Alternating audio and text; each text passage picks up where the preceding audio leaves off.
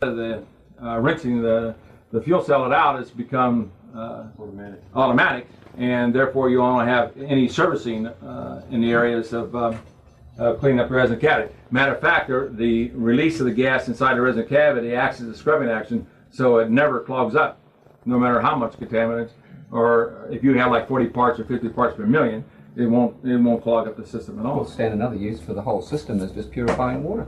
Yes. You can just use it to purify water and get heat as well. Yes, and not only that, it also gives us the ability to move into other areas of the technology.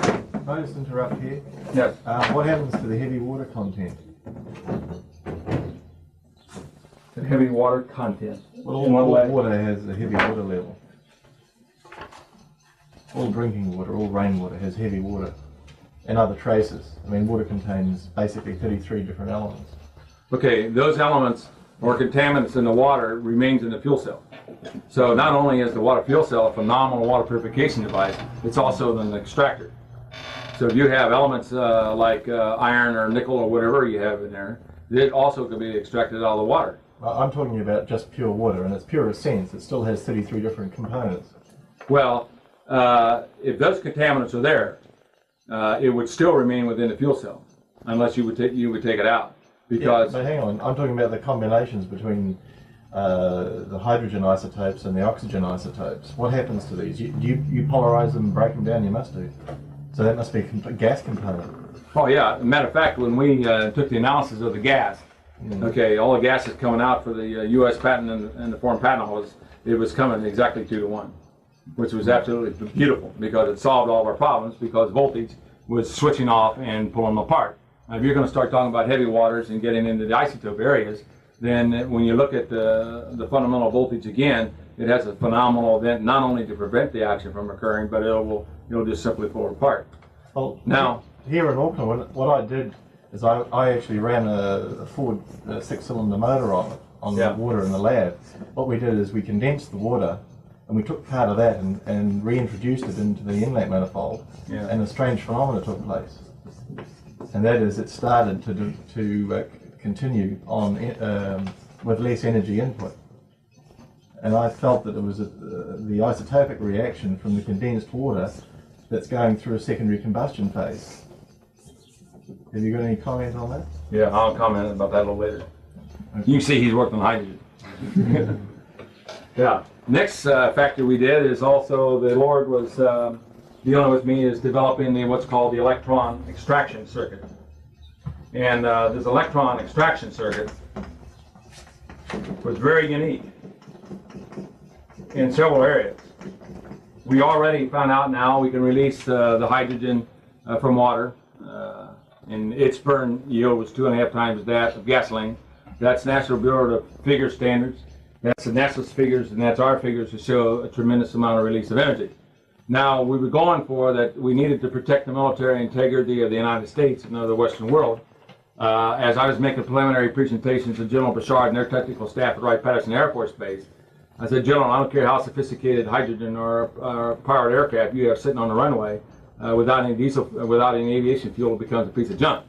Now, generals don't like to be told that their equipment is a piece of junk, but it becomes so when you have no form of energy. So it was imperative that we now start to go in areas of developing systems that we could literally maintain the military posture of the United States and the Western world. And of course, I've been in very high-level meetings in England and other countries demonstrating or presenting the technology. Now, as we started to, we found a way of releasing the energy from water very economically. It solved the KISS method and the law of economics.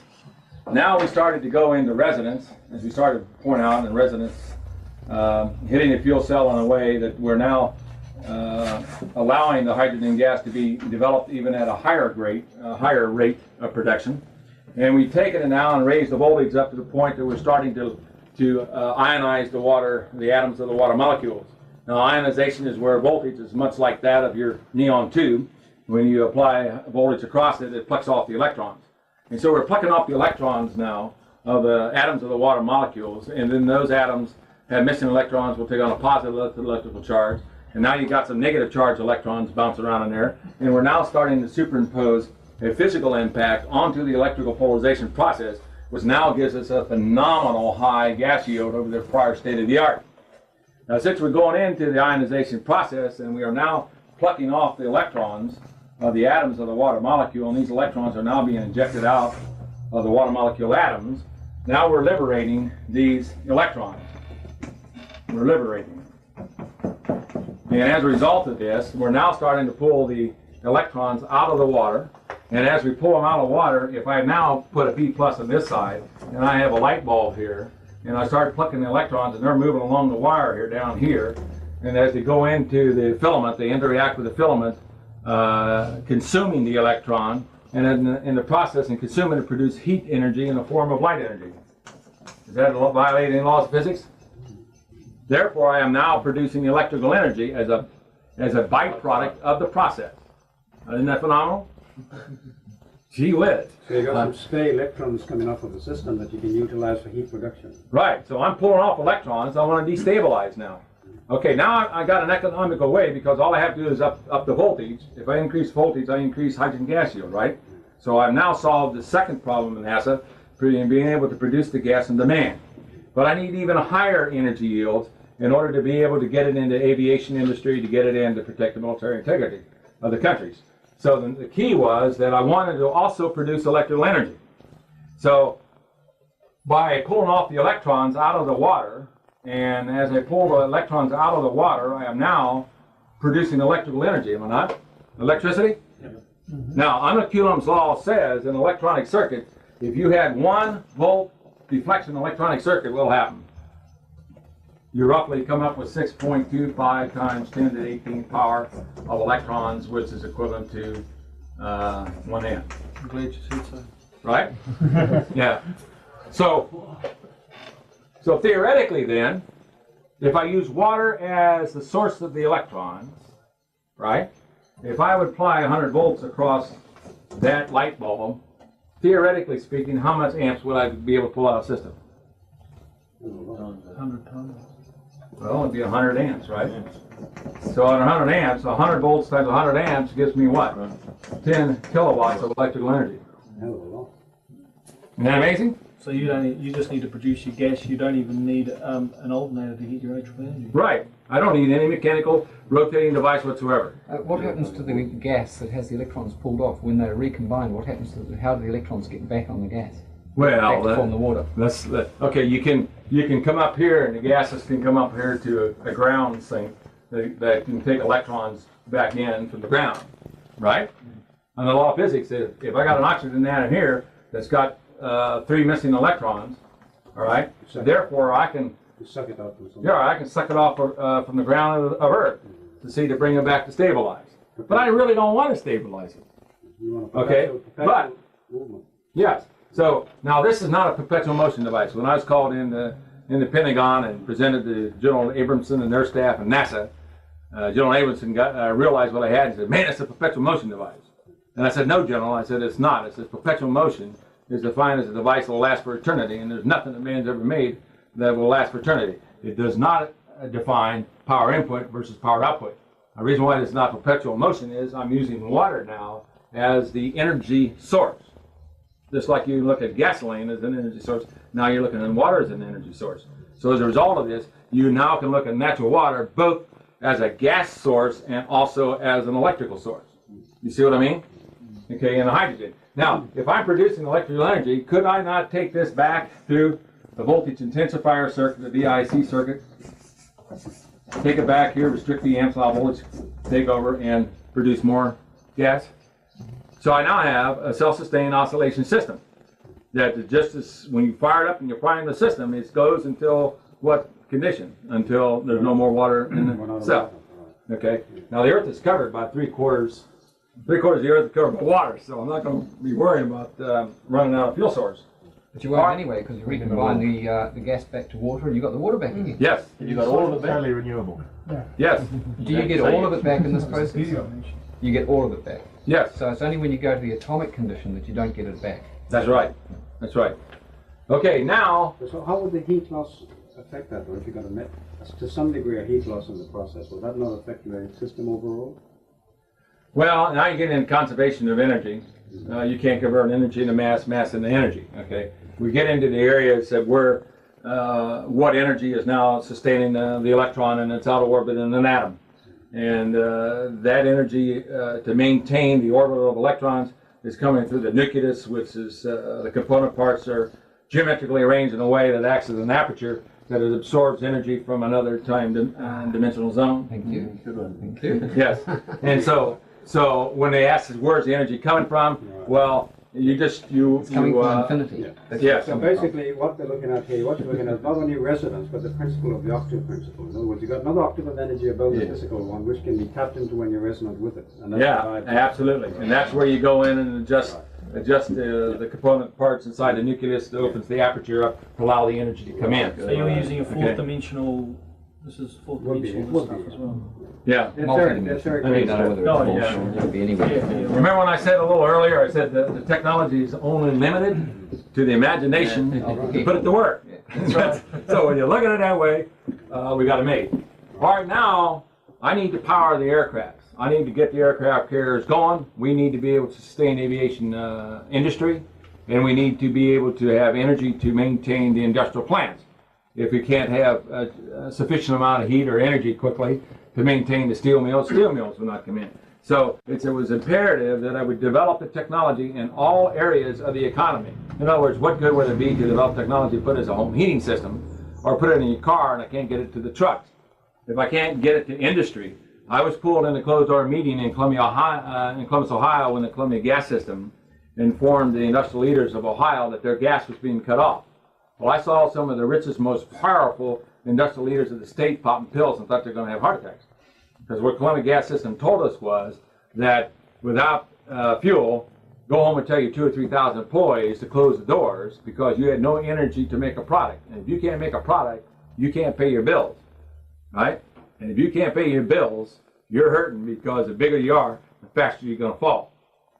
So the industrial leaders were very shocked, in fact, because Ohio imports over 95% of natural gas into the state of Ohio in order to try to maintain its industrial base. So it became paramount that we must go into other areas in order to sustain the economy. And this is why the hydrogen fracturing technology came into existence. Now here we're economically releasing the hydrogen and oxygen atom from the water. We have now developed a way that we can economically produce electrical energy at the same time, which gives us the effect now to have a self-sustained oscillation unit to even develop energy for a rocket engine. Now we want to take it to that and operate that of an F-18 or F-16 and flight off the atomic power water. It was like making a presentation at Wright-Patterson Air Force Base.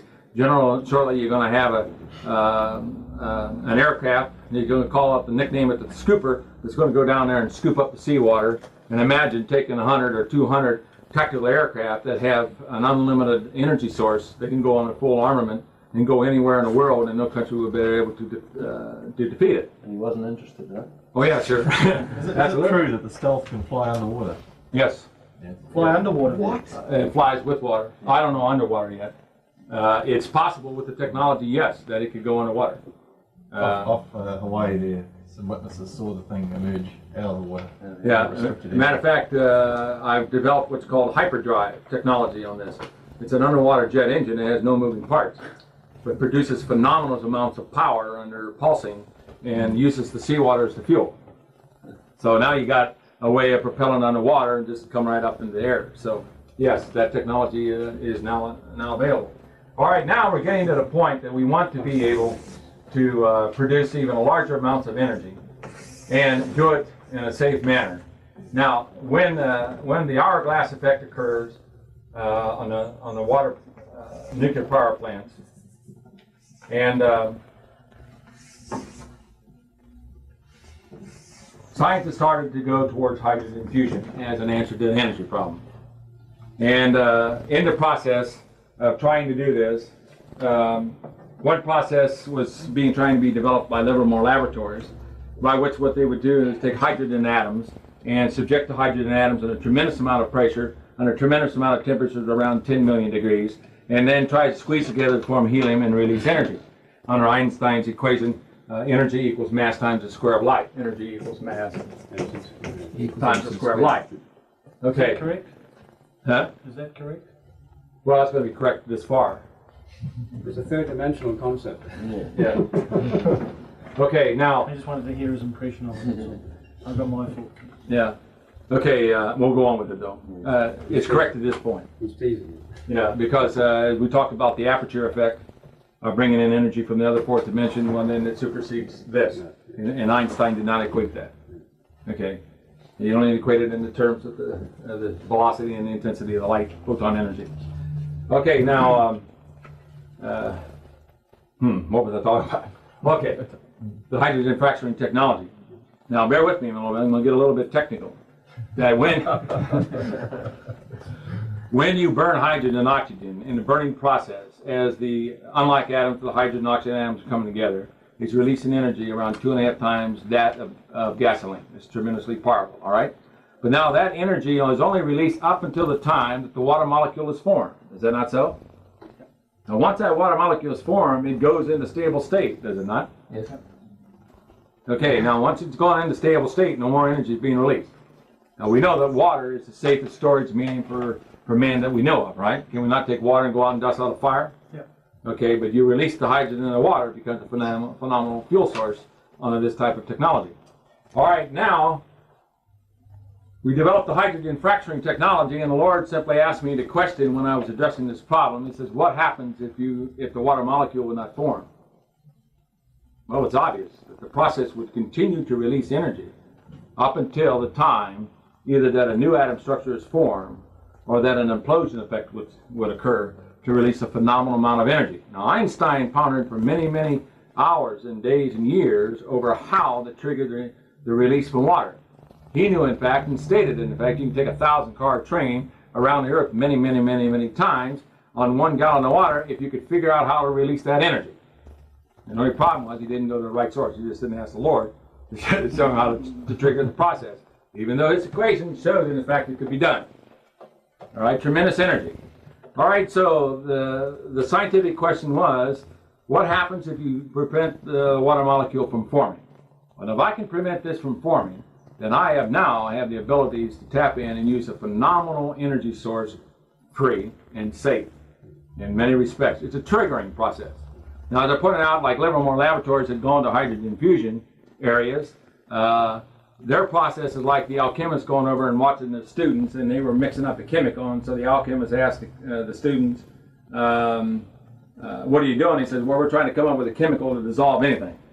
So the alchemist asks and says, well, when you find the solution, what are you going to keep it in? Well, Livermore laboratory, when you find the solution, what are you going to keep it in? You're going to keep it in a gigantic electric magnetic field. It takes a tremendous amount of energy. And if that magnetic field would vex in any way, you'd have a greater problem 3 Mile Island ever dreamed of having. Well, they did also demonstrate cold fusion in the laboratories. And it was called the Muon process. And the Muon process was that this was the hydrogen atom. And what they did was to take the hydrogen atom, they now fake the hydrogen atom to accept a muon. Now, the muon is twice the mass size of electron, but takes on the characteristics of electron. And so they trick the hydrogen atom to accept the muon, and as a result, now would reject its natural electron. It would reject it. And once that happens, then the muon would decay, and as a result of its decay, it now decreased mass, and as a result, you had a higher energy yield. And this was phenomenally demonstrated because the energy that was holding this electron in its outer orbit says that under the law of physics says everything's got to reach a stable state, right? So once that happens, then that energy is being released, and it's being released fail safely. But this is a Cadillac idea. To build a muon generator would cost hundreds of billions and billions of dollars because the muon decomposes in a billionth of a second or less. Is that because it's very synthetic in terms of its creation? Yeah. Right. And so it destabilizes very quick. So they've demonstrated the fact that this process works. Well, while they were working on this, the United States government took us, give you a little bit of a testimony. In the same period of time I was developing the water fuel cell technology from 75 until now, the U.S. gave a group of scientists over $2 billion out in the Midwest to try to come up with the answer system. And recently they had notified Congress that they spent the $200 billion, but they didn't have an answer to the energy problem. Congress says, well, don't worry about it. Man down in Grove City, I'll start out with $3 in his pocket. Seems they have the viable answer to the energy problem. So the Lord took me the way of faith, and instead of I would have loved to have the $2 billion, but the Lord said, do it If you by got the faith. $2 billion, you may not have done it. Right, that's true. Because you see, I would have, if I had unlimited funding, I would have developed a tech base to such an extent it looked like it come out of Space 25, right? Your mind would be working in a totally different way. Yeah. Okay, so the key was, how can we duplicate this thing in the Muon process, but do it in a way that was very safely? So what the Lord had shown me was, number one, that in the process, that I need to stabilize and prevent the water molecule from occurring. Okay, so I have now to set up this condition to prevent the water molecule from combining together to go into stabilization. What I have done now is, when I had re-exposed the combustible gas atoms to what we call the hydrogen gas gun technology, in other words, the gas is going back through another high voltage field, and as it's going through this voltage field, then electrons are now being plucked off of that atom, and as a result, I'm now taking the combustible gas atoms into critical state. Now the question number one is, how much energy does it really take to trigger a thermonuclear device? Anybody know? Very low. Because all they do is they set up the subcritical mass here, the subcritical mass, and put them here, and goes into critical state. It is a physical, they've taken it from a physical to that and injected with laser energy to trigger the process to come up with the warheads. So it takes very little energy to do this. If you set up a destabilization state. So what I'm doing now is take the combustible gas atoms like the hydrogen atom and re-expose it to a high voltage field to ionize that oxygen atom. Now, to aid the process a little further... You're ionizing the oxygen atom. Right. Well, I can do it with the hydrogen too. I'm elongating it because I'm changing it. So what I'm doing with the hydrogen oxygen atom, in this case, I'm now subjecting that atom to laser energy. Now, when I subject this to laser energy, it now goes in even to a greater destabilization state. So I've now taken it in a subcritical state, have I not? So as I also expose the hydrogen atoms to laser energy, they become weakened. More unstable. More unstable. And an example of this is that when a nucleus of an atom absorbs laser energy, I know all physics, something's going to happen, right? So what takes place is that the hydrogen electron now starts to move farther away from the nucleus, and as it does this, the electrical attraction force becomes weaker. So she and I, no. Yeah, she and I are out on a basketball court. And she's the hydrogen atom, right? Now I've just zapped her with laser energy. Zap. And since I zapped her with that, she has now become into the weakened state. Now I'm the big oxygen atom. I'm much out by you. And I'm 8 times bigger than you are, right?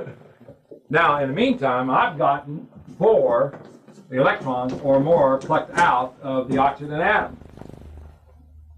And an oxygen atom, if you will now take away at least half of its electrons, it acts like a baby and says, if I can't have any more of my electrons, I'm going to blow apart. Well, I got 4 missing electrons, and the law of physics says I have to stabilize, right? Okay, now, so in the meantime, I'm 8 times bigger than she is, and I've got 4 times greater electrical power reason to grab a hold of her electron. So we're out on a basketball court, and then some who goes over and lights the gas, and she rushes to me to link up to me. And as she's coming to me to try to link up to me to form the water molecule, I'm looking at her electron, right? Now, when I grab a hold of the basketball, which is her electron, who's going to win out, me or her? You. I'm going to win out. And if I win out, is she any more a hydrogen atom? No. No, you're a measly little proton. And all that energy that's in your nucleus, you got to release. And so it starts to release that energy that's been stored in that hydrogen atom because I plucked out the electrons. Since this has now been exposed to high laser energy, and it's in a destabilized state, it can't form the water molecule. And as a result of this, the implosion effect occurs and starts releasing tremendous amount of energy safely, and its energy yield at a minimum is 2 1/2 times that of gasoline. So that's a nuclear reaction. Well, it's called It becomes a nuclear reactor at that stage. yeah. Well, when remember an analysis says that either go to another atom state or an implosion effect would occur. Since the hydrogen atom is the least of the atom structure, it can't stabilize into another atom. And therefore the implosion effect occurs and starts releasing all this energy, which now taps into that little apex or opening areas to allow the other energy to come in. And is this coming out of what, heat explosion? Thermal explosive energy. Tremendous amount of energy. This is what you want happening inside your internal combustion engine. Oh, no, Right. This is the second stage. This phenomenon I discovered this by accident, where I triggered a volume of gas in a metal container, all right, that had a leak. But the leak was just sufficient to control the amount of air going into it. And that thing heated up to super red hot before it exploded. Yeah. Stan, could Well, I this- just ask a question there for a minute? Yes. If you could digress. Could you quickly explain to us what happens in different terms between, because it's the same effect, I believe, in a nuclear explosion and what you're doing there now. We're dealing with the same kind of concept. No, it's entirely different. On thermonuclear, you're dealing with like the billiard ball effect, that you're trying to bombard the nucleus, the nucleus, to knock out its components. But you're still Okay. tapping It's into an that energy explosion. source, the key, Well- the fourth dimensional source, as you call it. Well- It still comes into it, doesn't it? Well, no. This is a triggering process. All right, we're using voltage to set up the destabilization, and we are triggering it. Now, for an example, scientists were ignoring when they were looking at hydrogen fusion that 1/3, or the sun, is composed 1/3 of oxygen atoms. Now, in a particular process, these atoms have certain native intelligence to them. Just like humans have intelligence, animals have intelligence, so does atoms. And the oxygen atom has a very unique intelligence over any other atoms. What is it? It has the unique intelligence to trigger and release thermal explosive energy from other atoms. What proves that out? Well, in the gas combustion process, Yeah, of course. would need the oxygen atom to accomplish that. That's the only oxygen atom that has that capability. Captain, what's- All right, now let's look at it another way, and then I'll go back. I think you called it an implosion, where a nuclear reaction is an explosion. And Yeah, also you're releases electrons. fragmentizing. You're actually trying to fragmentize. In this one, you're not trying to fragmentize. What else You're looking for the triggering mechanism to I was looking increase at mass the density. energy involved rather than the mechanisms concerned. I wonder whether there's a parallel there, just in terms of the energy involved. Well, I never really. I'll think about that and then give you an answer. Let me go calculate Stan, them. what's left after you get this energy out? What's left? Nothing. There is no fragmentation of particles. It's pure energy. So the oxygen and the hydrogen both disintegrate into Yeah, pure right, energy. and they're totally consumed. I see. They're totally consumed into pure energy. Okay, now another example of this is when you're burning logs. Now you said 2.5 times of gasoline. You don't mean just the I'm burning sorry. of gasoline. I'm sorry. No. 2 1/2. It's 2.5 or 2.5 billion. I mean million. Million barrels. 2.5 million barrels of oil per gallon of water. Ah, right. That's the amount of energy going. Yeah, not 2.5 times gasoline. The 2.5 million barrels of oil per gallon of water. So when you go home, take a barrel of oil is about 10 high, and go down the freeway all to where you come, and then hold up 1 gallon of water. That's 2.5 million barrels of oil. Now this is a triggering mechanism. I mean, once it triggers, it can't stabilize, so it has to continue to go on. And the analysis also is like burning logs. You know, in wintertime, have you ever burned logs? All right, now when you burn the log during the gas combustion process, are you not changing the atomic structure of the log? Yes, you're changing the atomic structure of the log, and as you're doing this, you're releasing that thermal heat energy from the log safely. Now you're releasing that energy up until the time that ash is formed, is it not? You know, as a little kid, my dad said, after we had the nice fireplace the night before, he said, son, it's time to clean up the fireplace. Well, you know, I was about 9 or 10. Well, Dad, what is this black stuff? Well, it's soot. What's soot made out of? Well, it's made out of carbon atoms, right? So the gas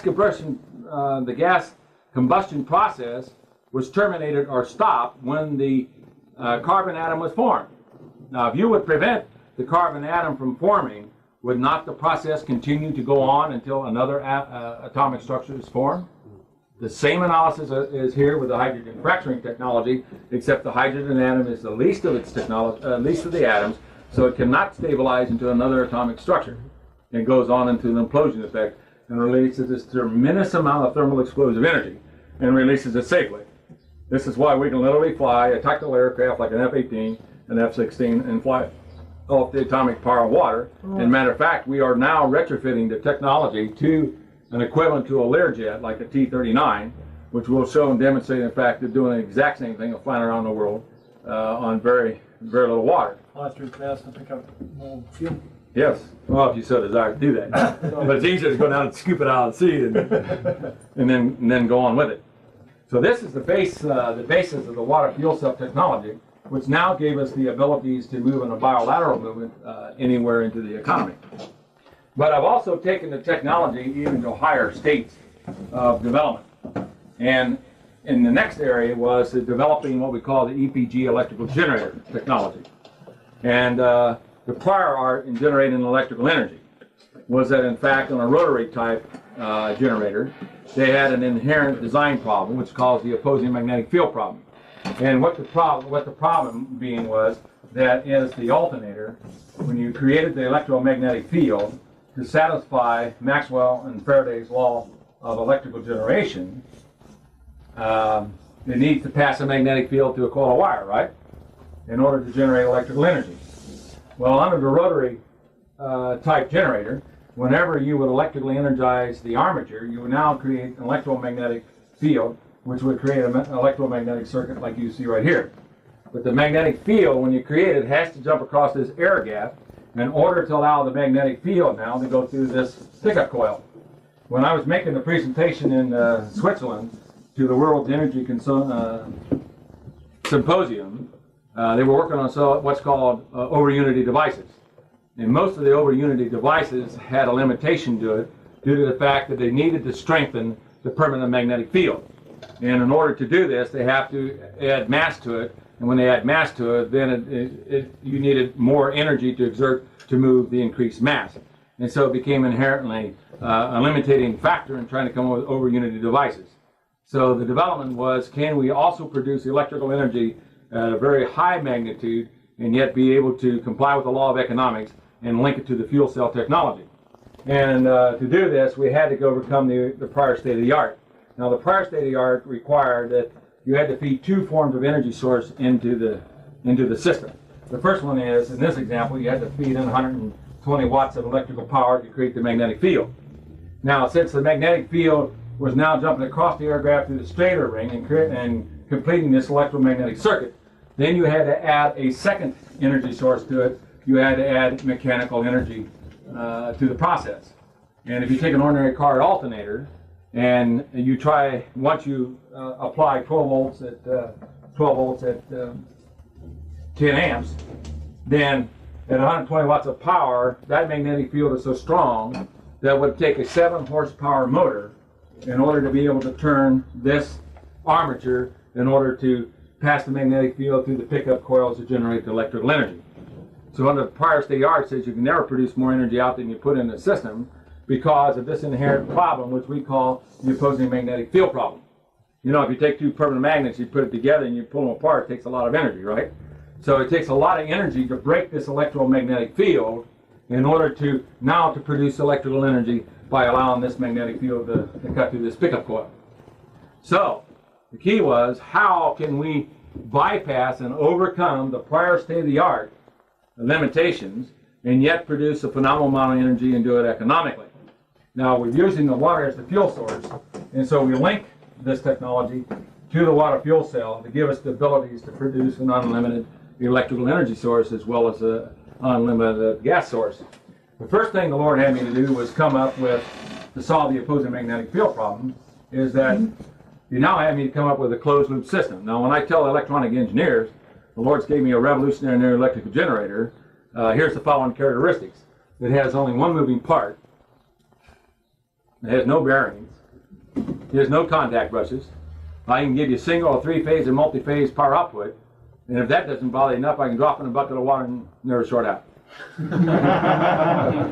So I got a lot of them squirming in their chairs. Because boy, they stop there laughing right after I talk to them.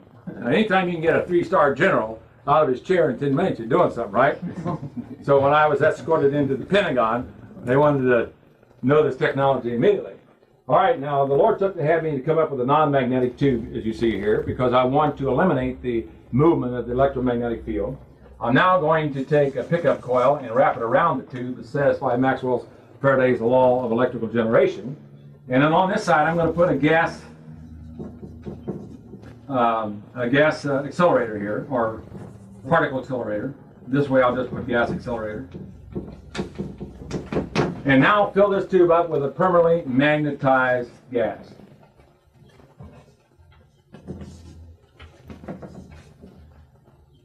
Now, the reason why the EPG electrical generator system was never in existence prior to this time is because there was no form of natural gas, magnetized gas that existed at room temperature.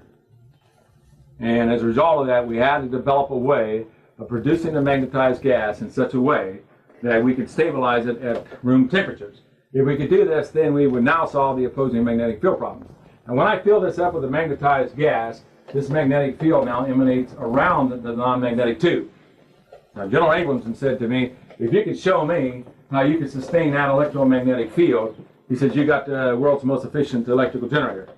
Well, General, now you're saying this in front of your technical people, not me. And the answer to that question was, I said, well, General, if this chalk was a magnetic bar, a permanent magnetic bar, the magnetic field would go from end to end, would it not?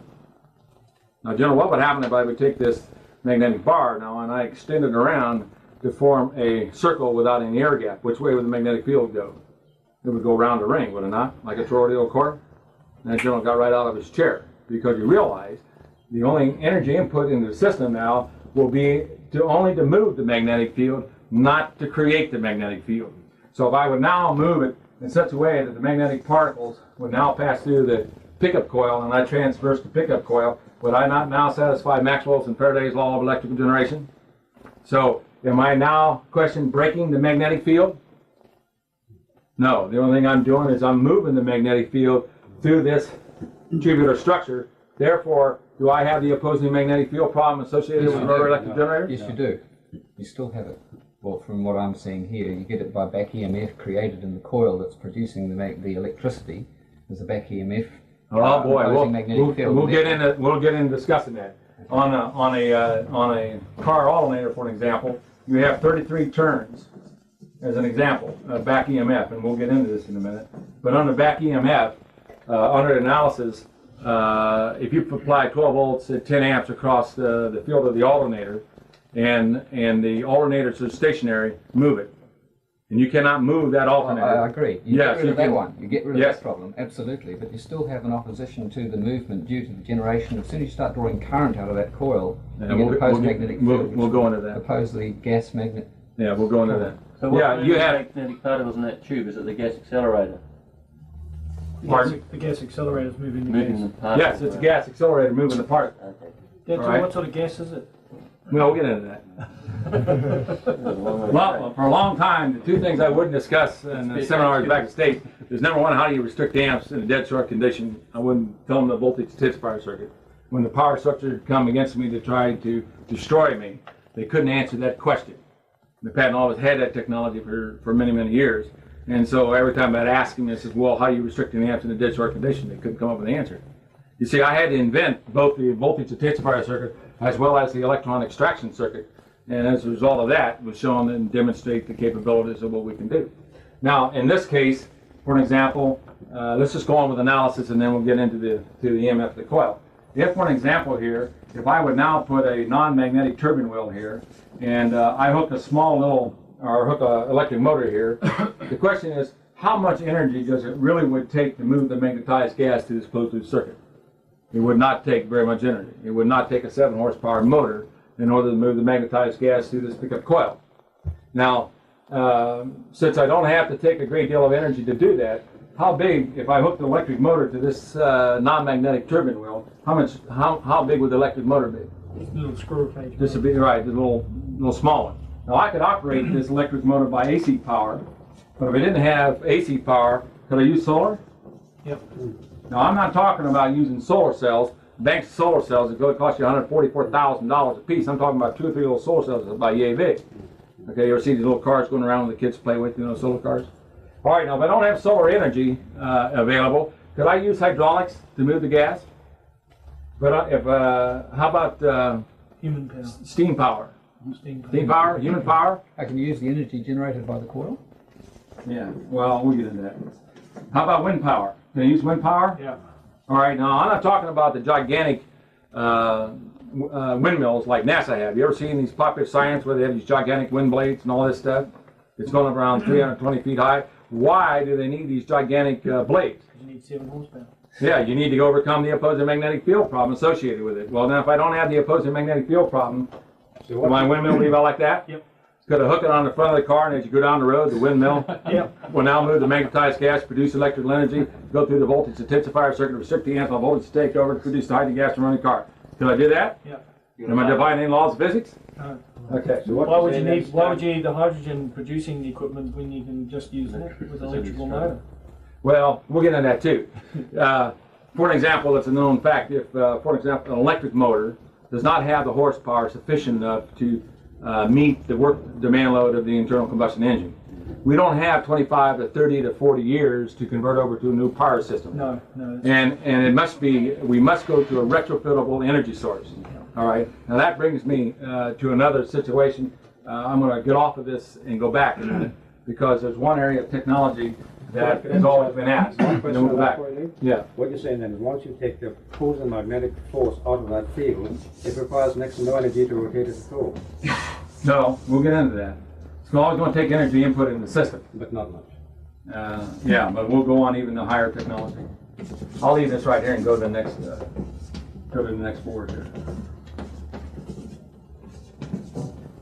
which I did not talk about. There's another very important dynamic phase to the development of the water fuel cell, which is primary importance. And this phase is the ability to adjust the burn rate of the hydrogen gas to co-equal the fossil fuels. Now that was the #1 technological breakthrough that gave us abilities to have a retrofit energy systems. Now out in California there was an outfit that was spent $2.5 to $3 million to try to develop a hydrogen-powered motor, and they shut it down because they said we need new exotic materials. They use ceramic materials, they get super hot, you hit it and it vibrate and crack. All right, so they shut the systems down. Now we needed to be able to get the existing cars running, the existing trucks running, and get it in an economy quick. So the key was, how could we be able to adjust the burn rate of the hydrogen gas to co-equal that of all of the fossil fuels? Now if I could do this, then the water fuel cell technology can be very quickly implemented into the economies of the world to stabilize the economy of the world when we're going through this crisis. So in order to do this, several things came into being. One was that, for example, the fuel cell not only has hydrogen atoms in it, but it also has oxygen atoms, does it not? Yeah. And it also has non-combustible gases in it. Inherently, there's a characteristic of water. And all the natural waters in the world have between 17 to 19% per volume of ambient air gases in it.